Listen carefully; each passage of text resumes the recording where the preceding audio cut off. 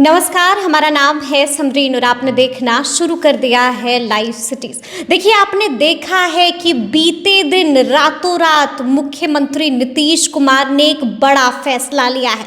आपको मालूम है कि मुख्यमंत्री नीतीश कुमार ने बिहार के आरजेडी कोटे के मंत्रियों का विभाग बदल दिया है, यानी कि बड़ा फेरबदल हुआ है। आपको मालूम है कि अब शिक्षा मंत्री प्रोफेसर चंद्रशेखर नहीं बल्कि आलोक मेहता हो गए हैं। अब इस फैसले के कई मायने निकाले जा रहे हैं, तो आज हम इसी को डिकोड करने की भी कोशिश करेंगे। तो आज इस मुद्दे पर चर्चा करने के लिए हमारे साथ सीनियर जर्नलिस्ट ज्ञानेश्वर जी हैं। तो क्या लगता है ज्ञानेश्वर जी, इतना बड़ा फैसला रातों रात बड़ा फेरबदल क्यों कर दिया? नहीं, देखिए समरीन, मैं ये नहीं मानता कि रातों रात फैसला। यह निर्णय तो जब लालू यादव और तेजस्वी यादव नीतीश कुमार से मिलने गए थे तभी हो गया था। और हमने सुबह ही कहा था लाइव सिटीज के विशेष कार्यक्रम सुबह की चाय में कि नीतीश कुमार ने फिर से आरजेडी को सरेंडर कराया है कि देखिए बॉस तो मैं ही हूँ, ठीक है ना।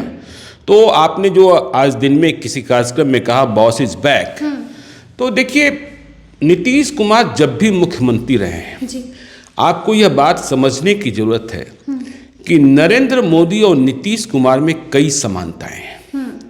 जैसे आप ये कहते हैं कि नरेंद्र मोदी के खिलाफ भ्रष्टाचार का कोई आरोप नहीं, वैसे ही नीतीश कुमार के खिलाफ भ्रष्टाचार का कोई आरोप नहीं। जैसे आप कहते हैं कि नरेंद्र मोदी के खिलाफ परिवारवाद का कोई आरोप नहीं, वैसे ही नीतीश कुमार के खिलाफ परिवारवाद का कोई आरोप नहीं। लेकिन एक और समानता है, चाहे नरेंद्र मोदी का कैबिनेट हो, नरेंद्र मोदी के मंत्री हों, या फिर नीतीश कुमार का कैबिनेट हो, नीतीश कुमार के मंत्री हों, यहाँ मंत्रियों की नहीं चलती है। अच्छा। न दिल्ली में न पटना में, ठीक है ना। बॉस बॉस होता है। बॉस देखिए दिल्ली में आप यदि नरेंद्र मोदी कैबिनेट की बात करें तो अमित शाह को छोड़कर कोई ये नहीं कह सकता, दिल्ली के किसी भी पावर कॉरिडोर्स में आप चर्चा कर लीजिए कि मंत्री वहां स्वतंत्र फैसला लेने में सक्षम नहीं होते हैं। हर चीज, हर फाइल कंट्रोल पीएमओ के द्वारा किया जाता है, प्राइम मिनिस्टर ऑफिस के द्वारा। और सांसदों की स्थिति तो बहुत ही बुरी है। ठीक इसी प्रकार से बिहार में हर फाइल, हर विभाग सीएमओ की ओर से कंट्रोल किया जाता है, ठीक है ना। तो दिल्ली और पटना की सूरत एक जैसी है, और दोनों जगहों पर सीएमओ में पीएमओ में कौन विभाग कौन मॉनिटर करेगा, इसके लिए बाजाप्ता तैनात लोग हैं, ठीक है ना। तो अब देखिए ये जो चंद्रशेखर का शिक्षा विभाग छीना गया, और जब मंत्रियों की नहीं चलती है तो चलती किसकी है? अफसर, पदाधिकारियों की, ब्यूरोक्रेट्स की। और नीतीश कुमार का भरोसा भी ब्यूरोक्रेट्स पर अधिक रहा है, क्योंकि नीतीश कुमार राजनेता से अधिक शासक है, और उन्हें लगता है कि इसी कारण उन्हें सुशासन बाबू का तमगा मिला था। यह भी सच है कि इसकी आड़ में जो ऑफिसर्स हैं वे बहुत नाजायज फायदा उठाते हैं, मनमानी चलती है। तो आपने देखा कि चंद्रशेखर का विभाग बदल दिया गया, उन्हें किनारे लगा दिया गया, ठिकाने लगा दिया गया। और किसके कारण? के पाठक के कारण। देखिए के पाठक आज की तारीख में नीतीश कुमार की मजबूरी बन गए हैं। क्यों मजबूरी बन गए? मजबूरी है या चहेते हैं? नहीं, मैं चहेते की बात बाद में कर रहा हूं। चहेते तो तब हैं जब किसी विभाग में उन्हें तैनात करना होता है जहां मनमानापन अधिक है, तो के पाठक को भेज दो, ठीक है ना।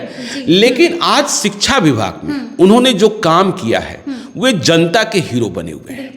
तो जनता के हीरो से भिड़ पाना नीतीश कुमार के लिए भी संभव नहीं था।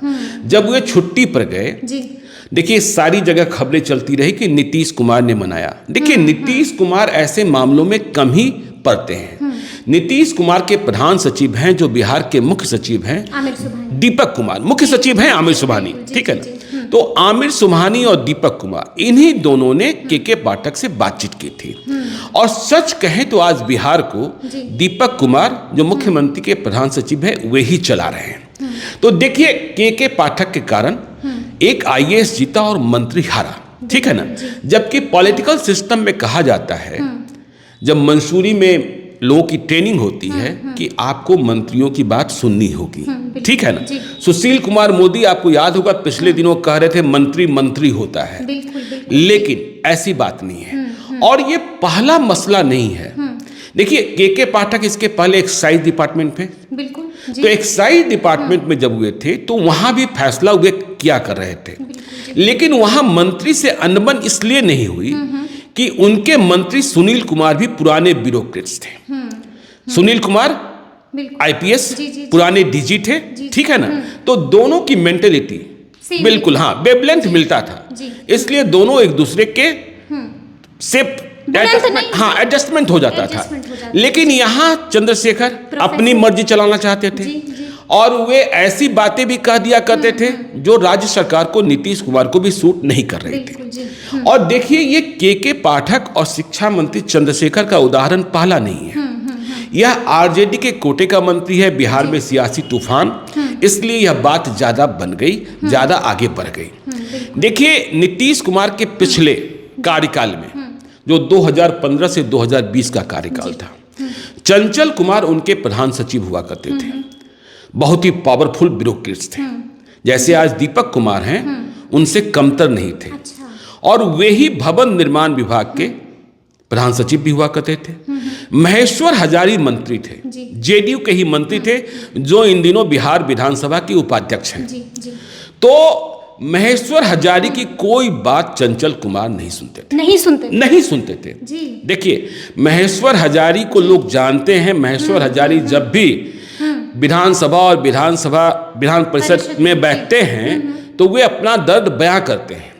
और बात इतनी बढ़ गई थी कि कई बार महेश्वर हजारी ने चंचल कुमार के खिलाफ शिकायत की, लेकिन नीतीश कुमार चंचल कुमार के खिलाफ सुनने वाले नहीं थे।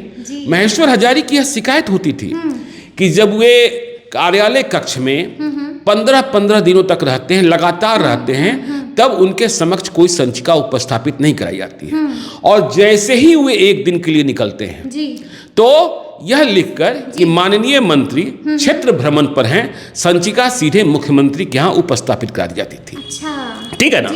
तो ये पहले भी तब क्या हुआ था कि चंचल कुमार ही जीते थे। जैसे आज के पाठक जीते हैं, वैसे ही चंचल कुमार भी जीते थे। नीतीश कुमार ने महेश्वर हजारी का विभाग बदल दिया था। अच्छा, जो आज हुआ है प्रोफेसर चंद्रशेखर के साथ। तो वे जेडीयू कोटे के मंत्री थे, विभाग बदल दिया था। पहले भी ऐसा हो चुका है। और आपने देखा कि 2020 में महेश्वर हजारी की पूर्ण दावेदारी के बाद भी उन्हें राज्य कैबिनेट में शामिल नहीं किया गया। बाद में वे बिहार विधानसभा के उपाध्यक्ष बनाए गए। बिहार विधानसभा के उपाध्यक्ष का दर्जा राज्य मंत्री का होता है। जो पहले कैबिनेट मिनिस्टर थे, वे अब राज्य मंत्री का दर्जा प्राप्त किए हुए हैं। तो नीतीश कुमार कंट्रोल करते हैं। और देखिए, जितने सेक्रेटरीज हैं, प्रधान सचिव हैं, वो इस बात को देखते हैं कि हमारे मंत्री का मुख्यमंत्री के साथ ट्यूनिंग कैसी है और इसी हिसाब से वो चलते हैं। ठीक है ना। अब यदि हम बिहार की बात करें, आज महागठबंधन की सरकार है, तेजस्वी यादव की कोई फाइल नहीं रुकती है, इसमें कोई शक नहीं है। लेकिन बाकी आरजेडी का कोई मंत्री कह दे कि उनके मर्जी के हिसाब से ही सारे फैसले हो जाते, नहीं कर सकते हैं। अब जेडीयू के मंत्रियों को देख लीजिए, तो देखिए, अशोक चौधरी, विजय कुमार चौधरी और संजय झा, ये सुपर कंफर्ट जोन में हैं। बिल्कुल। क्योंकि ये रोज देखिए, अधिकारियों को यह देखना होता है कि उनके मंत्री की ताकत मुख्यमंत्री की नजरों में कितनी है। वे कितनी बार मिलते हैं, कितने चाहते हैं, इतनी ताकत तो नहीं रखते हैं कि मेरे खिलाफ कान भर दें। तो अशोक चौधरी, संजय कुमार झा, विजय कुमार चौधरी, ये सुपर कंफर्ट जोन में है।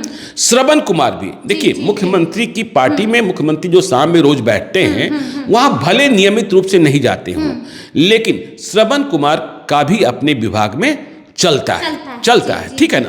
तो ये सूरत, और नीतीश कुमार इस बात के लिए जाने जाते हैं कि पदाधिकारी उनकी पहली पसंद है। और बिहार के विधायकों से भी बात कीजिए ना, देखिए के पाठक मसले में ही इतने विधायक, इतने विधान पार्षद के पाठक के खिलाफ मोर्चा खोले रहे, हुआ तो कुछ नहीं, के पाठक की ही जीत हुई। और यदि आप बिहार का इतिहास देखिएगा, देखिए कुछ, यदि हम आपको लालू यादव के कार्यकाल की बातें सुनाते हैं, पुरानी कहानी सुनाते हैं। 2 मंत्री हुआ करते थे, महावीर प्रसाद स्वास्थ्य मंत्री थे और गजेंद्र प्रसाद हिमांशु। तो लालू यादव, राबड़ी देवी की ये आदत थी कि वे कभी कभी या अक्सर कैबिनेट की बैठक अपने बंगले पर बुला लिया करते थे। लेकिन ये दोनों थोड़े सिद्धांत वाले मंत्री थे। तो महावीर प्रसाद और गजेंद्र प्रसाद हिमांशु जब बंगले पर बैठक बुलाई जाती थी कैबिनेट की, तो वे शामिल नहीं होते थे। हाँ, मुख्यमंत्री से ही पंगा ले लेते थे। हाँ, उनका कहना यह था कि कैबिनेट की बैठक जो है कैबिनेट हॉल में होनी चाहिए। लेकिन इसका परिणाम क्या होता था? इन दोनों के विभाग में ऐसे पदाधिकारी तैनात किए जाते थे। देखिए, महावीर प्रसाद के स्वास्थ्य विभाग का किस्सा मुझे याद है कि उनके विभाग में एक IAS थे जो बाद में चीफ सेक्रेटरी बनकर रिटायर हुए। तो महावीर प्रसाद जो कहते थे वो नोट कर लेते थे, या जो लिख कर भेजते थे। जब ट्रांसफर पोस्टिंग का महीना होता है तो महावीर प्रसाद की लिस्ट होती थी, ठीक है ना, वह संचिकाबद्ध होती थी। लेकिन अब देखिए ब्यूरोक्रेट्स कैसे मसले को, तो लेकिन वह संचिका मंत्री स्तर पर 31 तारीख को निष्पादित होनी होती है, दिसंबर में। ठीक है ना। तो संचिका जो है या आदेश जो है वह तो सचिव और प्रधान सचिव के हस्ताक्षर से ही निर्गत होना है। अधिसूचना जारी होनी है, ऑर्डर जारी होना है। मंत्री चाहे संचिका पर जो भी लिख दे, मंत्री को कार्यालय आदेश निर्गत करने का, मतलब ट्रांसफर का आदेश निर्गत करने का सीधा अधिकार नहीं है। तो यह सारी लिस्ट चली जाती थी। लेकिन ये जो सचिव हुआ करते थे, स्वास्थ्य सचिव, वे 31 तारीख को फाइल ही नहीं भेजते थे। हाँ, मंत्री के पास। अब 31 तारीख तो खत्म। अब 1 तारीख को संचिका अंतिम रूप से निष्पादित होगी मुख्यमंत्री के यहाँ। तो देखिए पंगा वहां फंसा दिया, पंगा वहां फंसा दिया। तो वो संचिका अब चली जाती थी मुख्यमंत्री के यहाँ। फिर मुख्यमंत्री की जो मर्जी होती थी, मुख्यमंत्री को याद रहता था कि ये कैबिनेट की बैठक में घर पर आने में इनको परहेज है, तो पूरी लिस्ट बदल जाती थी। ठीक है ना। तो यह उनके काम करने का तरीका था, पूरी लिस्ट बदल जाती थी। अब देखिए ऐसे में क्या होता है कि अधिकारियों पदाधिकारियों की जमा पूंजी फंस जाती है। जो मनचाहते तबादले के लिए, मनवांछित तबादले के लिए जो पूंजी लगाई जाती है, कई लोग वसूली के लिए पहुंच जाते थे। ठीक है ना। मैं किसी का नाम नहीं ले रहा, मैं इसे महावीर प्रसाद और गजेंद्र प्रसाद हिमांशु से नहीं जोड़ रहा हूं, लेकिन ये आम परंपरा है। और उन दिनों मैंने यह कहानी सुनी थी और इसका मैं गवाह भी रहा हूं। तो जवाब क्या मिलता था? ये भाई मंत्री जी ने तो फाइल पर लिख दिया था, लेकिन मुख्यमंत्री के यहाँ फाइल पलट गई। अब पैसा वापस करने का सवाल है। तो जवाब ये मिलता था कि अच्छा बताइए डॉक्टर साहब, आप किसी मरीज का इलाज करते हैं, उससे फीस लेते हैं और मरीज मर जाता है, तो क्या आप पैसा वापस ले लेते हैं? वापस कर देते हैं? नहीं वापस करते हैं ना। तो भाई वही समझ लीजिए कि आपका मरीज मर गया। आपका मरीज मर गया। हाँ, तो मरीज कैसे पैसा वापस? हाँ, तो कैसे पैसा वापस मिलेगा? हाँ, कैसे वापस? हाँ, तो ये सारी बातें देखिए ये बिहार के ब्यूरोक्रेसी में हमने देखी है। ठीक है ना। अब देखिए यह कहानी हमने सुनी है और पढ़ी है कि देखिए मैं आज दिन में यह तलाश रहा था, मैंने कई वरिष्ठ पत्रकारों से भी बात की कि ऐसा उदाहरण जिसमें प्राधिकारियों से पंगा के कारण मंत्री को हटना पड़ा है। तो मुझे एक वरिष्ठ पत्रकार ने बताया कि कर्पूरी ठाकुर मुख्यमंत्री थे। कर्पूरी ठाकुर अपनी सादगी के लिए जाने जाते थे। कल ही सुरेंद्र किशोर बिहार के वरिष्ठ पत्रकार ने एक वाक्या सुनाया है कि वे जब मुख्यमंत्री थे और बिहार भवन में जाकर टिकते थे, तो इतने लोग मिलने वाले होते थे और इतने तरीके का दबाव रहता था कि वे सुबह सुबह निकल जाया करते थे। हाँ, मतलब सुबह हुआ और वो निकल गए, तो और देर रात को लौटते थे।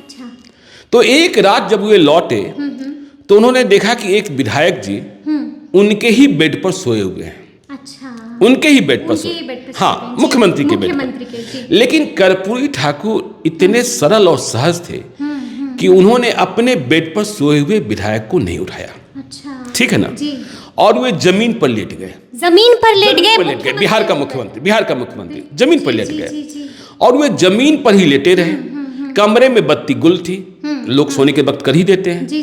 विधायक जी को ये लगा कि अभी तक मुख्यमंत्री लौटे नहीं है। वे रात को बाथरूम जाने के लिए उठे और गलती से पैर लग गया। हाँ, पैर लग गया, उनके हाथ पर चढ़ गए वो। अच्छा। ठीक है ना। हाँ। लेकिन तब भी कर्पूरी ठाकुर ने कराहा नहीं। अरे, ठीक है ना। जी। और कर्पूरी ठाकुर ऐसे ही सोए रहे कि उन्होंने यह दिखने ही नहीं दिया कि मुझे कुछ हुआ है। तो वे फिर बाथरूम से लौटे और फिर जाकर पलंग पर सो गए। जी। जब सुबह जगे तब तक कर्पूरी ठाकुर जा चुके थे, फिर से निकल गए थे। तो उन्होंने बिहार भवन के लोगों से पूछा कि अच्छा ये बताइए कि मुख्यमंत्री जी रात को लौटे नहीं? तो लोगों ने बताया कि नहीं, मुख्यमंत्री जी तो लौटे ही थे, लेकिन जब आप उनके पलंग पर सोए हुए थे तो वे जमीन पर सो गए। तो खैर, कर्पूरी ठाकुर की सादगी ऐसी थी। तो कर्पूरी ठाकुर के जमाने में एक मंत्री थे बैद्यनाथ मेहता। ठीक है ना जी। तो बैद्यनाथ मेहता, हुआ ये कि बैद्यनाथ मेहता एक्साइज मिनिस्टर थे जी। और एक्साइज माफिया के खिलाफ वे लड़ रहे थे। लेकिन हर सरकार की एक मजबूरी होती है, हर पार्टी की एक मजबूरी होती है। लड़ाई इतनी तगड़ी हो गई थी कि मुख्यमंत्री कर्पूरी ठाकुर नहीं चाहते थे कि यह लड़ाई बहुत आगे जाए। अच्छा। ठीक, एक्साइज माफिया के खिलाफ। तो ऐसे में देखिए एक्साइज माफिया की जीत हुई थी तब। अच्छा। और बैद्यनाथ मेहता को मंत्री पद त्यागना पड़ा था। अच्छा, जी। ठीक है ना। उसी वक्त देखिए एक दूसरा उदाहरण है गुलाम सरवर का। अच्छा।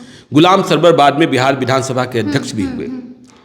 उनका भी पंगा हो गया था, शिक्षा विभाग में ही थे। जी। अच्छा। देखिए जहां तक स्मरण है, जो मुझे बता रहे थे कि डायरेक्टर सेकेंडरी एजुकेशन हुआ करती थी उमा सिन्हा, और उनके पति बालेश्वर प्रसाद हुआ करते थे दिल्ली के लेफ्टिनेंट गवर्नर। तो उमा सिन्हा से गुलाम सरवर का पंगा हो गया। उमा सिन्हा गुलाम सरवर की कोई बात मानती नहीं थी, लेकिन इसमें जीत उमा सिन्हा की हुई थी। अच्छा। और गुलाम सरवर को मंत्री पद से इस्तीफा देना पड़ा था। ठीक है ना। जी। तो ये सारी कहानी, एक और कहानी आपको लालू यादव के कार्यकाल की बात बता दूं। गजेंद्र प्रसाद हिमांशु मंत्री थे, पीएचईडी, जो आज ललित कुमार यादव हैं, जिन्हें और भी जिम्मेदारी दी गई है राजस्व एवं भूमि सुधार की। तो लघु सिंचाई विभाग के मंत्री थे। ट्यूब्स की खरीदारी होनी थी। ठीक है। तो गजेंद्र प्रसाद हिमांशु ये चाहते थे, एक लोकल प्रोड्यूसर था शक्ति ट्यूब्स, जहां तक मुझे याद आ रहा है कि वो चाहते थे, और उसके पक्ष में उन्होंने फाइल पर लिखा भी था। हाँ, लेकिन मुख्यमंत्री कार्यालय, मुख्यमंत्री निवास चाहता था कि टाटा को ऑर्डर मिले। अच्छा। तो अब इस बात पर भिड़ंत हो गई थी। ठीक है ना। बिल्कुल जी। और दोनों लड़े, लेकिन जीत आखिर में मुख्यमंत्री की ही होती है। जी। तो शक्ति वाले को ऑर्डर नहीं मिला। अच्छा। तो देखिए बिहार में नीतीश कुमार इस बात के लिए जाने जाते हैं कि यहाँ उनके नौकरशाह काम करते हैं। बिल्कुल। और प्राधिकारी की ही चलती है। इसके कारण यह भी आरोप लगता है कि भ्रष्टाचार बहुत है। बिल्कुल, ट्रिपल सी की आप बात करते हैं। हाँ, भ्रष्टाचार बहुत है। ठीक है ना। लेकिन नीतीश कुमार ये भी जानते हैं कि यदि हम मंत्रियों को बेलगाम छोड़ दें तो और संदेशा क्या जाएगा, क्या नहीं जाएगा। आप देखिए ही ना, चंद्रशेखर के पाठक से ठने हुए थे, और उधर वे राम के खिलाफ बोल रहे थे। हाँ, वे रामचरितमानस पर बोल रहे थे। कल मंदिर पर बोल रहे थे, ब्राह्मणों पर बोल रहे थे। तो ये सारी बातें देखिए, नीतीश कुमार ऐसे विवाद में नहीं। हाँ, अभी आपने देखा ना कि अयोध्या आने का आमंत्रण उन्हें मिला, लेकिन दूसरे मुख्यमंत्रियों की तरह या दूसरे दलों की तरह उन्होंने इस पर कुछ भी नहीं कहा। हाँ, ये भी नहीं कहा कि हाँ मैं आ रहा हूं, ये भी नहीं कहा कि मैं नहीं आऊंगा। वे खामोश रहे। और नीतीश कुमार की खामोशी ही जो है नीतीश कुमार को आखिर में जिद दिला देती है। देखिए, नीतीश कुमार जब खामोश हो गए तो लालू यादव को सरेंडर करना पड़ा। बिल्कुल करना पड़ा। और लालू यादव, तेजस्वी यादव ने जब सरेंडर किया तभी देखिए इनके कार्यक्रम लगने शुरू हुए हैं। बिल्कुल जी। आज आपने देखा कि दोनों समस्तीपुर गए, फिर खगड़िया गए। ठीक है ना। हाँ, तो अब पहले कार्यक्रम नहीं लग रहे थे, लेकिन अब दोनों का। और देखिए ये जो घटनाक्रम है, अब लालू यादव इस बात के लिए सहमत हो गए हैं कि कोई दबाव नहीं बनाया जाएगा। अच्छा, हाँ, अब कोई ताजपोशी नहीं, नहीं, ताजपोशी की बात तो अब दूर कीजिए। अब आरजेडी के नेताओं को जी, हमारे रिपोर्टर आलोक ने जी, आरजेडी के एक बड़े नेता से बातचीत करने की कोशिश की थी, जो कुछ चल रहा है, जी, जी, जी, लेकिन उन्होंने हाथ जोड़ लिया। अच्छा, और कहा गया कि मना कर दिया गया है, मना कर दिया। हाँ, कुछ भी नहीं बोलना है। जी, जी, तो आप देखेंगे कि अभी सुनील सिंह भी नहीं बोल रहे हैं, नहीं बोल रहे, नहीं तो बोल बल लिख दिया ना सोशल मीडिया, आपकी ये पाबंदी लग गई। नहीं, पहले लिखा था, उसके अगले दिन लिख दिया था कि डिंग हाँक रहे हैं। जी, जी, अगले दिन हाँ, अगले दिन लिख दिया था डिंग हाँक रहे हैं। तो अभी खामोशी, तो नीतीश कुमार जब खामोश हो जाते हैं ना, तो फिर हर लोग ये प्रेडिक्ट करने लगते हैं कि इस खामोशी का मतलब क्या है। मतलब क्या है? हाँ, जी, जी, हाँ। जी, देखे ना कि वे जब चूड़ादही के दिन 15 जनवरी को लालू यादव के आवास पर गए, राबड़ी देवी के आवास पर गए, तो सिर्फ 7 मिनट रुके, सिर्फ 7 मिनट। हाँ, जी। और संदेशा चला गया कि सब कुछ ठीक नहीं है, नहीं है, टीका भी नहीं लगा, नहीं, टीका भी नहीं लगा। जी। और परिणाम क्या हुआ कि दोनों को वहां पहुंचना पड़ा 45-50 मिनट। बड़े भाई को छोटे भाई हाँ, के हाँ, पास। हाँ। और नीतीश कुमार कांग्रेस से गुस्से में है। गुस्से में है। इस बात की भी जानकारी भी दे दी गई है कि देखिए, कांग्रेस के बारे में बहुत ज्यादा बातें मत कीजिए। हाँ, ठीक है ना। और आपने देखा ना कि चाहे जितनी कोशिशें होती रही, राहुल गांधी ने भी 23 जून को ही कहा था, अखिलेश प्रसाद सिंह लगातार डिमांड करते रहे कि भाई बिहार मंत्रिमंडल का विस्तार कर दीजिए। और राजस्व भूमि सुधार विभाग, ये जो विभाग है मूल रूप से महागठबंधन में कांग्रेस के हिस्से का विभाग है।